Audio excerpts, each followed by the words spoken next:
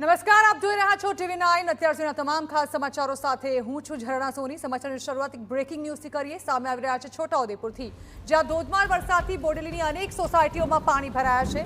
બોડેલીની Ramnagar society સહિતના સ્થળે પાણી ભરાયા છે। અહીં વારંવાર પાણી ભરાતા રામનગરના રહીશોમાં આક્રોશ જોવા મળી રહ્યો છે। અનેકવાર રજૂઆત છતાં પાલિકા ધ્યાન ન આપતી હોવાના આક્ષેપ રામનગરના રહીશોએ કર્યા છે। જિલ્લાની અંદર જે સવારથી અવિરત જે વરસાદ થયો છે તેને લઈને નીચાણવાળા જે વિસ્તારો છે તેની અંદર પાણી ભરાઈ ગયા છે। નદી નાળા છલકાયા છે અને જે સોસાયટીઓ છે તેમાં પણ હવે પાણી ભરવાની શરૂઆત થઈ ચૂકી છે। બોડેલીનો આ જે રામનગરનો વિસ્તાર છે, આપ જોઈ શકો છો કે આ વિસ્તારની અંદર સતત જે પાણી ભર્યું છે તેને લઈને ઘૂંટણસમાં પાણી ભરાયા છે। કેટલાક જે નીચાણવાળા જે મકાનો છે એ મકાનોની અંદર પાણી હવે ભરાવાની શરૂઆત થઈ ચૂકી છે।